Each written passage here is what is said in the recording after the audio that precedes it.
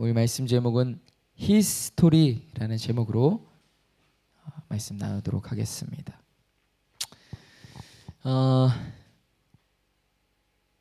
끝날 때까지 끝난 것이 아니다. 이 명언을 남긴 사람이 누군지 아십니까? 야구 선수였었지만 이제 이후에 또 감독으로 역임했던 요기베라라는 사람입니다. 요기베라. 미국 메이저리그 뉴욕 양키즈라는 팀의 전설적인 야구 선수였어요. 그가 감독 시절에 남겼던 그 명언입니다. 뉴욕 매츠라는 팀의 감독으로 있었어요. 근데 그 팀이 조 최하위였거든요. 근데 이 구호를 앞세웠어요. 끝날 때까진 끝난 게 아니다. 그 구호를 앞세워서 결국에는 진짜 대역전의 드라마를 썼어요. 그래서 우승을 시켰습니다, 팀을. 그런 일화가 있어요. 기적 같은 대역전극을 이뤄낸 이 요기베라가 했던 명언입니다. 끝날 때까진 끝난 것이 아니다. 여러분도 그런 마음가짐을 가지고 계십니까? 끝날 때까진 끝난 것이 아니다. 여러분의 삶을 야구 경기로 비교한다면 여러분은 지금 어떤 경기를 치르고 계신 것 같으십니까? 경기가 순항을 내딛고 있습니까? 아니면 이제 9회 말이 다 되어 가는데도 역전 만루 홈런을 치더라도 경기를 뒤집을 수 없을 것만 같은 그런 상태. 그래서 완전히 포기하고 있는 그런 상태에 있으십니까? 이제 연세가 지긋하신 어르신들께서는요, 이처럼 안 된다, 절대 가망이 없다, 포기하는 그런 젊은 세대들에게요, 아마 이런 생각을 가지실 수도 있을 거예요. 아니, 인생을 야구 경기로 비교한다고 하면 젊은 너희들은 막 3, 4회 정도를 마쳤을 텐데 왜 그렇게 성급하게 포기하는 거냐. 요즘 젊은이들은 정말 근성이 없다. 이렇게 이야기할 수도 있을 겁니다. 실제로요, 요즘 기성세대들의 생각이 이런 생각들이 꽤 많이 있습니다. 우리 때는 그렇지 않았다. 젊은이들은 너무 무르다, 약하다. 그런데요, 또 그렇지가 않아요. 요즘에 이 포기하는 게 지혜라고 생각하는 그런 시대라고 해요. 포기하는 게 오히려 지혜다. 3포 세대라고 들어보셨습니까? 3포 세대. 연애, 결혼, 출산을 포기해서 3포 세대. 가장 큰 이유가 뭐 때문에 포기하는 겁니까? 돈 때문에. 돈이 없어요? 돈을 벌 수 있는 환경이 안 되는 거예요. 연애 못하고 결혼도 포기하고 어찌해서 결혼은 하더라도 출산은 정말 엄두를 못 내는 거죠. 지금 우리나라 출산율이 몇 명입니까? 한 명이 채 안 되지 않습니까? 그렇지 않아요? 지금은 정확히 모르겠는데, 그런데 3포 세대도 이제는 옛말이라고 해요. 이제는 5포 세대, 또 7포 세대라고 얘기해요. 5포 세대는 뭐냐? 이 3포에다가 더해서 내 집 마련, 또 인간관계까지 포기해요. 인간관계도요, 돈이 있어야 가능합니다. 7포 세대는요, 5포에다가 꿈과 희망마저 포기한다는 거예요. 그냥 사는 거예요. 그래서 어르신들이 볼 때 이 젊은이들이 참 꿈 없이 희망 없이 그냥 참 나약하고 물러서 왜 그렇게 이 인생으로 치면은 아직 3, 4회밖에 안 되는 너네 왜 이렇게 소망이 없이 살아가니? 그런데 그렇게만 말할 수가 없는 시대라는 거예요. 만약에 교회 안에서 또는 가정 안에 이런 젊은이들을 보게 된다면 우리는 그들에게 어떻게 이야기하겠습니까? 근성이 없다, 너무 약하다, 마음만 먹으면 할 수 있는데 이런 진심이 없는 무의미한 경종만 울려야 되겠습니까? 또한 이것은요, 비단 젊은이들만의 이야기는 아닙니다. 이미 가정을 이루고 부모가 되어 삶이라는 경기를 치러내고 있지만 계속되는 실패와 고난, 환난으로 벌써 다 끝나버린 것만 같은 그런 마음으로 하루하루를 힘겹게, 그리고 소망이 없이 살아가고 있는 그 모두를 위한 이야기입니다. 너무 힘이 들어서 지칠 때, 소망이 보이지 않을 때, 정말 다 끝나버린 것만 같을 때, 역전 말로 홈런을 쳐도 이거는 경기가 승산이 없어라고 여겨질 때, 오늘 주님께서 허락하시는 위로와 소망의 메시지가 우리 모두에게 임하게 되기를 주님의 이름으로 간절히 소망합니다. 오늘 본문의 주인공은요, 우리가 잘 알고 있는 삼손이라는 사사입니다. 삼손. 저는 이 삼손에 대한 이야기를요, 아주 어렸을 때부터 굉장히 자세하게 알고 있었어요. 왜냐하면 어머니께서 사주셨던 그 성경 만화책이 있었거든요. 그 몇 가지 이야기가 있었는데 특별히 그 사사기가 있었어요. 그래서 사사기의 그 등장 인물들은 웬만하면 어렸을 때부터 다 알고 있었어요. 참 도움이 많이 됐던 것 같습니다. 그 이미지가 딱 그려져 있잖아요. 그러니까 도움이 참 많이 되더라고요. 그 삼손, 마치 그 슈퍼맨과 같은 엄청난 힘이 엄청났대잖아요. 그렇죠? 엄청난 그 힘으로 이스라엘의 영웅의 삶을 구가했던 사람이 바로 삼손입니다. 그런데 이 삼손의 마지막이 어떠했습니까? 이 여인의 계략에 빠져서요, 참 볼품없이 그 인생의 마지막을 막 맞이해 가는 모습을 보여줍니다. 그 블레셋 그 원수들의 손에 여인에게 이 계략에 빠져서 모든 힘을 잃고 끌려갑니다. 눈을 뽑혀요. 또 가축과 같이 이 감옥에서 맷돌을 굴려요. 그러나 삼손의 이야기가 그렇게 끝이 납니까? 그렇지가 않았습니다. 우리는 그의 이야기가 어떻게 끝이 나는지 분명히 기억해야 한다는 거예요. 이 사사 시대는요, 이스라엘 백성들의 그 끝이 없는 악행, 방종, 우상 숭배, 죄의 번영, 그 가운데 시작된 시대가 사사 시대였어요. 굉장히 암울한 시대였다라는 거예요. 하나님의 자녀들이 하나님을 떠날 수 있는 한 멀리 떠나 있었던 시대가 바로 이 사사 시대였다는 겁니다.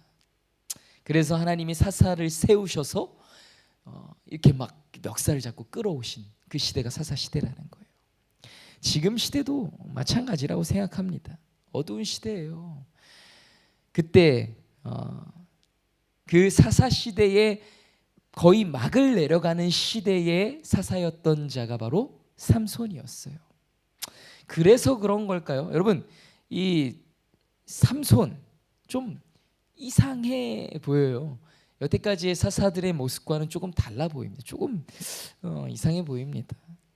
이 이스라엘 백성도 이미 막 죄로 찌들 대로 찌들어 있었잖아요. 삼손도 좀 이상해 보이는 사사였어요. 부모님의 반대를 무릅쓰고 이스라엘 나라의 철천지 원수국가였던 어떤 나라입니까? 블레셋의 여인을 아내로 삼습니다. 결혼해요. 부모가 반대하는 결혼을 하죠. 근데 성경은 이것을 뭐라고 기록하고 있냐면 하나님의 계획이다라고 기록하고 있어요. 사사기 14장 3절 4절 말씀인데요. 제가 읽어드릴게요. 부모가 그에게 이르되 내 형제들의 딸 중에서 내 백성 중에 어찌 여자가 없어서 내가 할례 받지 아니한 블레셋 사람에게 가서 아내를 취하려 하느냐. 삼손이 아비에게 이르되 내가 그 여자를 좋아하오니 나를 위하여 그를 데려오소서 하니 이때에 블레셋 사람이 이스라엘을 관할한 고로 삼손이 틈을 타서 블레셋 사람을 치려 함이었으나 그 부모는 이 일이 여호와께로서 나온 것인 줄을 알지 못하였더라.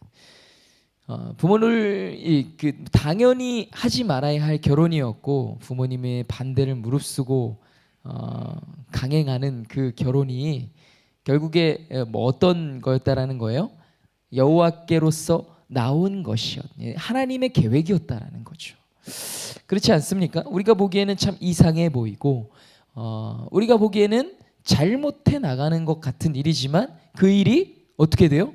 하나님께로부터 나온 일일 수 있다라는 것입니다. 그랬어요. 이것은 여호와께로 나온 일이 분명했다라는 거예요. 그러나 그래도 이 커버치지 못할 한 가지 사실은 뭐냐? 삼손이 이 여자에게 약했던 것은 분명해 보입니다. 왜냐면요, 그가 이것이 하나님께로부터 나온 계획임을 깨닫고 원수를 도말하려 그 나라의 여인을 아내로 맞이한 것이라면 뭐 그랬겠지만, 그렇지 않다고 얘기할 수 있겠지만, 그가 자신의 임무에 충실했을 텐데 그렇지가 않았다라는 거예요. 어떻게 알 수 있냐? 그는요, 이 아내의 간청에 휘둘려 자신의 부모에게까지 간직했던 비밀, 무엇입니까? 그 나실인의 비밀을요,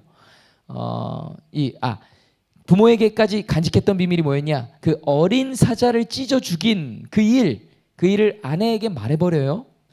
그리고 그 일로 결국 블레셋 사람들이 이 삼손의 수수께끼를 풀게 되는 비밀을 제공하게 되는 거죠. 그래서 조롱거리가 되잖아요. 그뿐입니까? 또 레히라는 지역에서요, 어떤 일이 있었어요? 나귀의 턱뼈로 블레셋 사람 1,000명을 다 죽입니다. 나귀 턱뼈 하나로. 그리고 나서 그가 심히 목이 말라, 얼마나 이렇게 격렬한 싸움을 치러냈으면 목이 너무 마른 거예요. 죽을 것 같은 거예요. 그래서 한번 부르짖어요. 하나님께 부르짖어서 하나님이 샘의 물을 내셨는데 그 샘이 에낙고레라는 샘이었잖아요. 그런데 그 문제는 그 다음이에요. 분명 하나님의 신에 감동해서 블레셋 사람들을 다 도말하고 하나님께 부르짖어서 목마름을 해결했던 그가 바로 그 다음에 향했던 곳이 어딘지 아세요? 사사기 16장 1절입니다. 삼손이 가사에 가서 거기서 한 기생을 보고 그에게로 들어갔더니, 이 승리의 전투를 치르고 하나님의 구원을 경험한 이후에 바로 그는 어디를 향했다는 거예요? 기생의 처소로 향했다는 거죠. 그는 여인에게 약했던 사사입니다. 그리고 그가 처음에는 블레셋 사람들을 도말하기 위해서 블레셋 여인을 아내로 맞았다고는 하지만, 그는 그렇게 큰 코를 다치고도 마찬가지로 자신의 주적이었던 블레셋 나라의 여인이었던 들릴라를 사랑하게 돼요. 그녀는 블레셋 지역이었던 그 소렉 골짜기라는 곳에 거하던 여인이었습니다. 삼손은 이 여인을 굉장히 사랑했어요. 그리고 이게 그에게 아주 큰 화근이 되었죠. 삼손의 삶을 더 이상 돌아올 수 없는 내리막길로 치닫게 한 장본인이 바로 들릴라였습니다. 삼손은요, 이 들릴라의 그 꾀임에, 그렇잖아요. 막 그 만화에서도 막 나와요. 여러 번 삼손을 막 꾀요. 근데 삼손이 몇 번은 넘어가지 않고 했어요. 근데 이 여인이 완전히 이제 돌아설 것 같이 막 계략을 짜니까 삼손이 이 여인이 떠날 것 같으니까, 사실은 나는 나실인이다. 이 머리의 힘, 이 힘의 비밀은 이 머리카락에 있다. 그러고 나서 이제 다음 날에 머리가 빡빡 밀리죠. 삼손이 그 머리를 미는 그 장면이 아직도 막 눈에 생생합니다. 만화로 봐서. 그러고 나서 막 볼품없이 힘을 못 쓰고 블레셋 사람들에게 결박돼서 막 잡혀가요. 그러고 나서 사사기 16장 16절에 보면요, 이렇게 기록되어 있어요. 날마다 그 말로 그를 재촉하여 조름에 삼손의 마음이 번뇌하여 죽을 지경이라. 신약 성경에 보면요, 예수님께서 그 십자가 사역을 치르시기 전에 마음이 번뇌하여 죽을 것 같았다라는 그런 기록이 있어요. 예수님하고는 너무 다른 번뇌와 죽을 것 같은 마음이죠. 이 삼손은 여인 때문에 번뇌해 죽을 것 같은 그 마음을 가졌던 바로 삼손입니다. 그래서 나실인의 비밀을 털어놔요. 그는 참 여인에게 유약한 사사였다라는 사실입니다.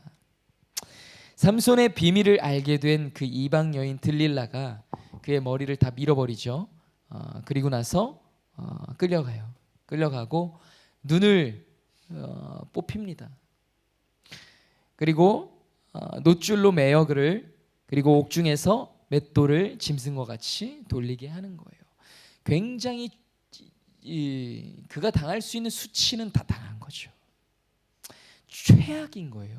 그가 지금 처한 상황은 한때 어린 사자를 맨손으로 찢어서 죽이고 나귀 턱뼈 하나로 이 1,000명의 이 장정들을 물리쳤던 정말 슈퍼맨 같은 이 민족의 영웅 삼손이 또 어마어마한 성문짝들과 두 설주와 빗장을 빼가지고 어깨에 메고 이 가사에서 헤브론 앞산 굉장히 먼 그 길을 갔던 정말 그런 사람이 한낱 동물원 원숭이 신세가 된 거예요. 여러분이 극에서 극으로의 이 추락은요 굉장히 대비가 심해요. 큽니다. 어쩌면 우리가 겪어보지 못한 그 고통일 수 있어요. 그래요. 삼손은요 끝이라고 생각했을 겁니다. 그랬을 것 같아요. 아니, 이 이야기를 보는 사람들은요 삼손이 끝이라고 생각했을 수 있겠다라는 생각이 들 거예요. 어느 누가 봐도 삼손의 이야기는 여기서 끝이겠지 않습니까? 두 눈을 뽑혔어요. 모든 힘을 잃었습니다. 머리가 자라나면 다시 힘이 생길까요? 근데 만화에서는 약간 그렇게 표현을 해놨더라고요. 머리가 좀 자랐어요. 이렇게 조금. 그래서 그래도 좀 이 힘이 그로 인해서 뭐 이런 느낌을 한 것 같은데 그건 아니죠. 그건 아니에요. 머리카락에 힘이 들어있는 게 아니지 않습니까? 그건 하나님의 어기지 말아야 할 규율과 명령이었을 뿐이지 하나님과의 그 나실이라는 거룩하게 구별된 자로서의 연결고리가 끊어진 이상 그에게 힘이 돌아올 리가 없죠. 만무한 거예요. 끝인 거예요. 그런데 삼손은요 포기하지 않았다는 거예요. 삼손은 포기하는 것을 선택하지 않았다는 거예요. 삼손이 선택한 게 뭐였습니까? 바로 부르짖음이었어요. 부르짖음. 뭐라고요? 부르짖음. 인생의 이 정말 최악의 순간에 다 끝나버린 것 같은 이 9회 말 역전 홈런을 쳐도 인생이 뒤집히지 않을 것만 같은 순간에 포기한 것이 아니라 마음이 무너져 내려 그 자리에 주저앉아 있었던 것이 아니라 다 그냥 아유 모르겠다, 다 귀찮다 하는 것이 아니라 그가 선택한 것이 뭐라고요? 부르짖음이었다는 거예요. 부르짖음. 진심으로 마음을 돌이켜서 회개하고 통회하며 부르짖었다는 거예요. 하나님, 한 번만 더 기회를 주십시오. 한 번만, 딱 한 번만요. 한 번만 나를 생각해 주셔서 단 한 번만 힘을 주세요. 나의 이 두 눈을 뺀 원수 블레셋, 우리 민족을 오랫동안 괴롭혀온 그 블레셋, 그 족속들과 이 자리에서 함께 죽겠습니다. 도와주십시오. 여러분, 삼손의 기도는요, 나의 힘을 돌려주십시오. 내 눈이 다시 보이게 해주십시오. 나에게 다시 기회를 주셔서 내가 이전에 그 영웅 같은 삶을 구가할 수 있도록 허락해 주십시오라는 기도가 아니었어요. 딱 한 번만 기회를 주시면 내가 이 사람들과 함께 죽겠습니다. 그 삼손의 그 진심 어린 그 중심이 느껴지십니까? 그러고요, 그 집을 버티고 있는 두 가운데 기둥을 하나는 왼손 하나는 오른손으로 껴서 의지합니다. 그리고 있는 힘을 다해 몸을 굽혀서 그 기둥을 쓰러뜨렸어요. 결국에 그 집이 무너져 내리죠. 그리고 삼손과 함께 그 안에 있는 모든 방백과 온 백성이 다 죽게 됩니다. 그리고 중요한 건 여기 사사기의 저자가 그리고 나서 뭐라고 기록하고 있는지 아세요? 보세요. 16장 30절 뭐라고 기록되어 있어요? 삼손이 죽을 때에 죽인 자가 살았을 때에 죽인 자보다 더욱 많았더라. 여러분, 물론 전쟁에서 죽인 사람의 숫자로 뭐 평가할 수 있는 것은 아니겠습니다만은 저는 이 장면을 늘 묵상할 때마다요, 이 말씀에 너무 은혜를 받아요. 삼손이 이 영웅과 같은 삶을 구가할 때, 삶이 막 순탄하게 탄탄대로 하나님이 주신 힘과 능력을 막 발휘하며 사역할 때 원수를 물리쳤던 그 수보다 그가 모든 힘을 잃고 정말 막 어느 누가 봐도 다 끝나버린 것만 같은 그런 순간을 맞이해서 마지막으로 하나님께 부르짖고 단 한 번의 그 힘으로 그 원수들과 함께 죽을 그 각오로 하나님께 도움을 구했던 그 순간에 물리쳤던 그 원수들의 숫자가 더 많았다는 거예요. 단순히 숫자가 더 많았다는 표현보다 저는 이렇게 들렸어요.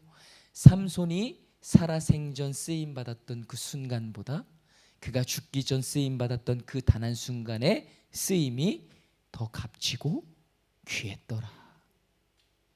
저는 그렇게 들려졌습니다. 여러분 놀랍지 않습니까? 삼손의 삶의 이 역전의 순간, 살아왔던 순간과는 비교할 수 없는 크나큰 승리를 얻게 된 순간, 9회 말까지는 뒤처지고 있었어요. 그런데 당장의 선 타자도요, 야구 좀 아세요? 4번 타자 하는 게 왜 4번 타자인 줄 아세요? 1번 타자, 2번 타자, 3번 타자가 다 1루, 2루, 3루 진출을 한 거예요. 이게 루가 3개잖아요. 그리고 돌아오면 1점이고 3개가 나가 있고 4번 타자가 제일 중요한 거예요. 왜? 여기서 홈런을 치면 몇 점? 4점. 홈런을 치면 한 바퀴를 돌아서 1점을 낼 수 있으니까. 그래서 4번 타자. 9회 말 역전을 해야 되는데 당장의 선 타자도 4번 타자가 아니라 막 그 8번, 9번 아니 어쩔 수 없이 들어온 교체 타자. 손도 막 좋지 않아. 눈이 빠졌잖아요. 삼손이 힘을 잃었어. 배트도 막 다 부러질랑 말랑. 어쩔 수 없어. 배트가 없어. 그런 거 들고 쓴 거예요. 그런데 그때 공을 쳤는데 그 공이 담장을 넘어가는 겁니다. 장애 홈런을 내는 거예요. 여러분 이게 하나님의 이야기예요. His story 번역하면 뭐예요? 그의 이야기. 그게 His story. 뭡니까? 역사입니다. 여러분 역사는 누구의 이야기예요? 하나님의 이야기예요. 하나님께서 써내려 가신 이야기가 역사입니다. 하나님은요 이렇게 역사를 써내려가는 분이시라는 사실을 잊지 마시기 바랍니다. 지금까지는 9회 말이 다가도록 이 경기에서 승리할 수가 없어.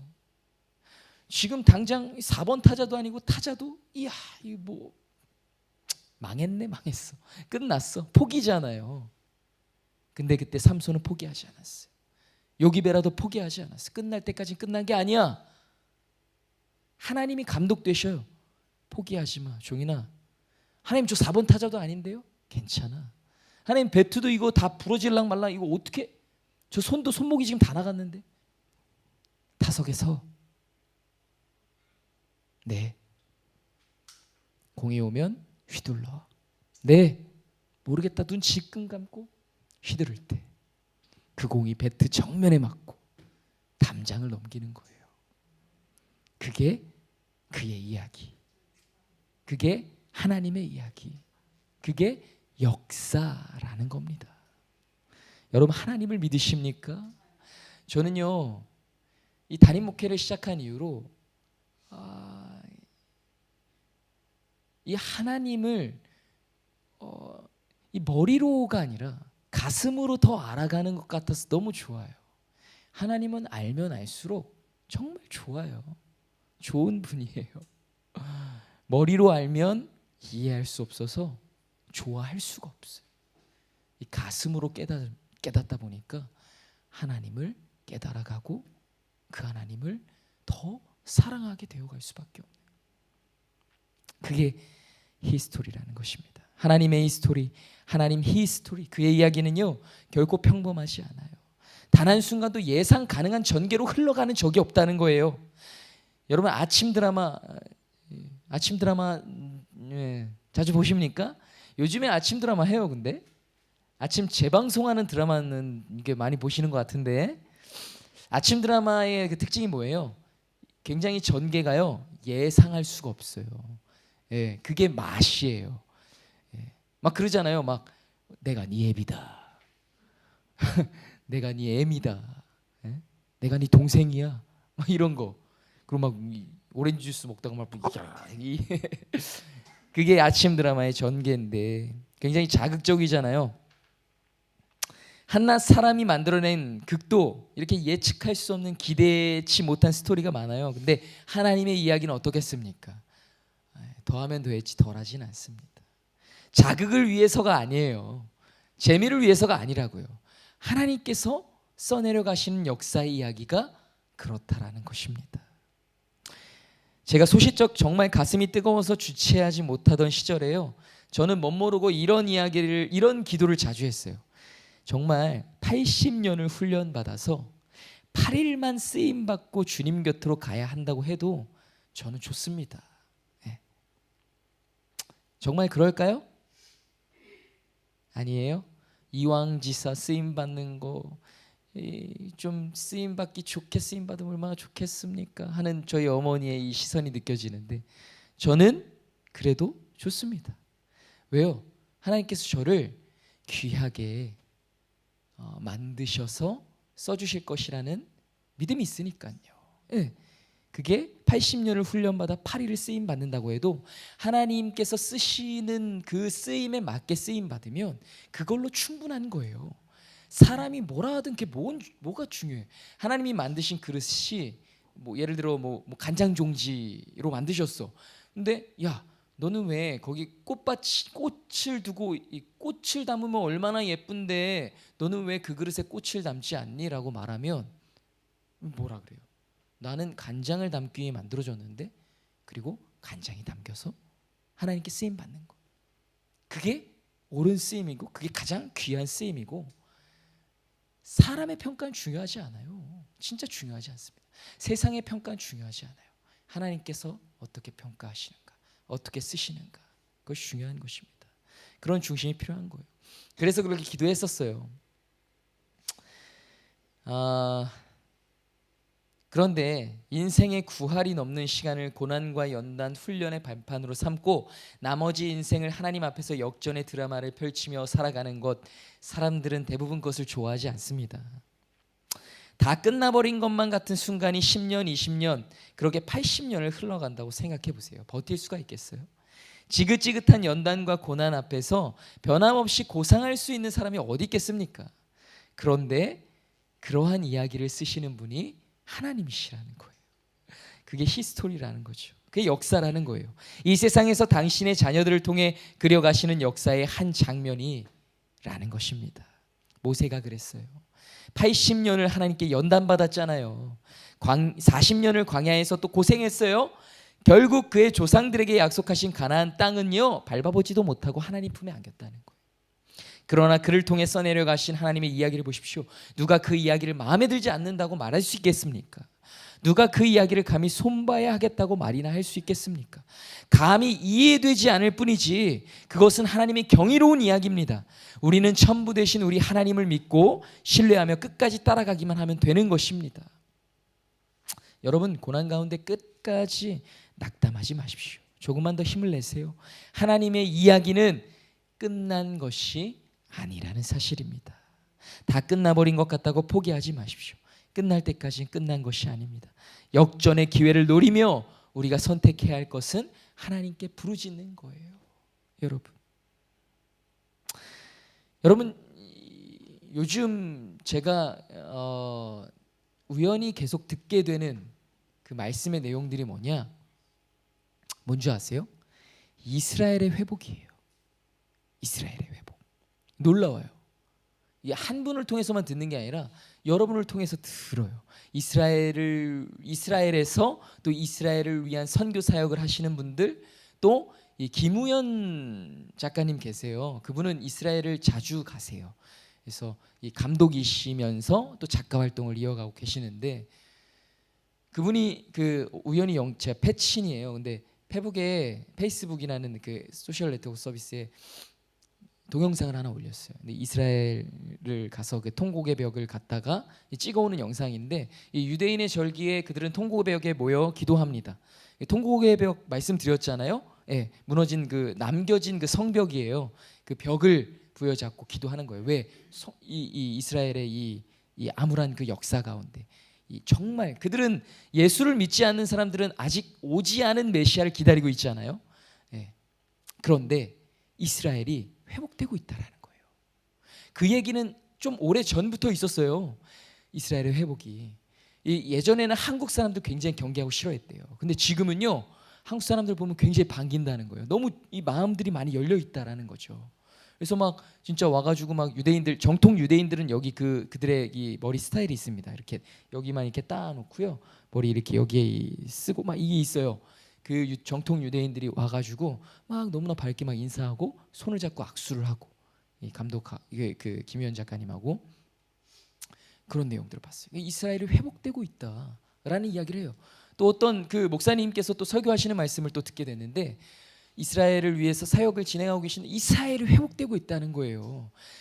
정말 회복되고 있대요. 그 사역의 현장에서의 그 성령의 역사가 일어나고 있고, 이스라엘의 회복은 뭐예요? 곧 주님 오실 때예요. 진짜. 네. 지금 마지막 그 이스라엘 돌아와야 할 유대인들의 그 회복이 미국이라는 거예요. 마지막으로 남아있는 그 미국의 현장이 남아있다라는 얘기를 하시는데, 사실 이 회복에 대한 이야기가 오래전부터 있었어요. 그러니까 뭐 그날과 그 시는 알 수 없어요. 근데 중요한 건 이스라엘이 회복되고 있다. 여러분, 하나님의 그 히스토리는 지금 진행되고 있어요. 여러분, 우리가 이 땅에서 살아가고 있는 인생이 어디에 맞춰져 있습니까? 내 삶의 시간과 내 삶의 그 목적과 계획 속에 맞춰져 있어요? 그러면 그렇게 본다면 나는 지금 나이도 이 정도고, 아니 난 지금 이게 뭐가 이룰 수 있는 게 아무것도 없고 끝난 거 아니야? 그렇지가 않아요. 우리의 모든 삶은 하나님의 시간과 하나님의 계획 가운데 맞춰져 있다는 거예요. 여러분 모르는 거예요. 여러분 주님 다시 오시는 걸 볼 수도 있어요. 우리는 그 시간에 맞춰져 있다라는 거예요. 우리는 그 시간을 준비해야 한다라는 거죠. 그렇지 않습니까? 예. 종말을 준비하며 살아가라는, 그게 뭐 말이 좀 이상하지만, 그래서 뭐 그 삶을 두 방향으로 나눠 가지고 막 그것만 막 기다리면서 막 기도만 하라는 소리가 아니에요. 절대 아닙니다. 우리에게 주어진 삶을 최선을 다해서 살아내요. 그래야 해요. 맡겨진 일들이 있잖아요. 그러면서 기름을 준비해 나가야죠. 주님 다시 오실 때 등불을 밝혀 신부가 되어 신랑을 맞이해야죠. 하루하루 그 일을 놓쳐서는 안 됩니다. 그래야 그 마지막 순간 하나님께서 그 일을 분명히 이루실 것이라는 사실이에요. 하나님 여러분들을 어떻게 사용하실지 몰라요. 어떠한 모습으로 어떠한 때에 어떻게 사용하실지 모른다는 거예요. 여러분 모두는 목사만 하나님께 쓰임받는 사람입니까? 아닙니다. 아니라고 말씀드렸잖아요. 나만 대제사장이에요? 아니에요. 모두가 대제사장이에요. 여러분 모두가 말씀으로 무장하고 기도로 무장해서 마지막 때에 증인의 역할들을 감당해야죠. 증거해야죠. 선포해야죠. 이 진리의 터 위에 굳건하게 세워져 있어야죠. 흔들리는 성도들을 위로하고 보듬고 그들을 붙들어야죠. 시대에 물들지 않도록 계속해서 여러분의 모든 여러분 살아가는 순간마다 이 기회들이 있을 거라고요. 분명히 그 사역의 현장이라고요. 그게 여러분들의 현장이라고요. 교회 안에서가 아니에요. 여러분 그 깨어 사는 삶을 분명히 사셔야 한다고요. 준비하셔야 된다고요. 그게 여러분의 사명입니다. 목사만이 아니에요. 여러분들에게 주신 그 사명을 지금까지 발견하지 못했다면 다시 한번 곰곰이 살펴보시고 기도해 보십시오. 하나님이 여러분들에게 그 사명을 깨닫게 하실 것입니다. 말씀 맺겠습니다. 여러분 하나님의 이야기 가운데서 우리는 부르짖어야 합니다. 하나님 우리를 불쌍히 여겨주십시오. 늘 부르짖으며 하나님의 은혜를 간구해야 하는 거예요. 그래야 이 끝을 모르는 터널 가운데에서 끝까지 인내할 수 있다는 겁니다. 삼손은 그의 이야기 중에서 딱 2번 부르짖었어요. 한 번은 그 나귀의 턱뼈로 블레셋 사람 1000명을 도말한 후에 목이 말라 부르짖었습니다. 첫 번째 부르짖음이에요. 어떤 부르짖음이었어요? 나를 좀 살려달라는 부르짖음이에요. 자신을 위한 부르짖음이죠. 그런데요, 두 번째 부르짖음은 언제예요? 그 눈이 뽑히고 정말 다 끝나버린 것 같은 그 짐승과 같이 맷돌을 굴리며 그러한 최악의 상황에 놓여 있을 때, 그때 삼손은 어떻게 부르짖습니까? 과거의 삼손이라면 아마 그렇게 부르짖지 않았을 거예요. 그런데 삼손은 어떻게 부르짖어요? 단 한 번의 기회를, 단 한 번만 더 힘을 주시길, 그래서 그의 원수를 갚게 해달라고 부르짖었다는 거예요. 하나님의 백성 이스라엘을 억압하고 괴롭히는 블레셋 사람을 마지막으로 내가 정말 이들을 도말하고 같이 죽을 수 있게 한 번만 더 힘을 허락해달라고 부르짖었다는 거예요. 그런 겸허한 부르짖음이었다는 것입니다.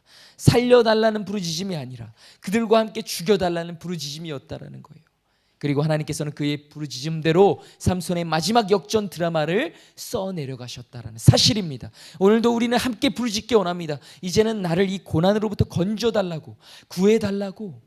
그러한 부르짖음으로 끝나버리는 게 아니라 우리의 원수마귀 사탄을 도말하는 일에 나를 사용해달라고, 그들과 싸워 이기고 원수를 갚게 해달라고 부르짖기를 원합니다. 그때 하나님이 역사하시는 거예요. 교회를 위해, 이 민족과 이 땅을 위해, 하나님의 백성들을 위해 기도할 때 하나님께서는 역사하신다라는 사실을 잊지 마시기 바랍니다. 우리는 그 일을 위해 쓰임받아야 하는 교회입니다. 함께 기도하겠습니다. 주님, 이 교회가 이 마지막 때에 주님 다시 오시는 그 길을 비춰내는 등불 되게 하소서. 그 진리를 사수하는 진리의 터전되게 하소서. 그러한 사람들로 한 사람 한 사람 빠짐없이 나아가는 자리마다, 살아가는 그 순간순간마다, 만나는 사람들마다 진리를 전하며 다시 오실 주님을 깨닫게 하는 주님의 복음의 통로와 그 파수꾼의 역할을 감당해내는 우리 모두가 되게 해달라고 우리 주여 한번 부르짖고 간절히 기도하며 나아가도록 하겠습니다. 주여,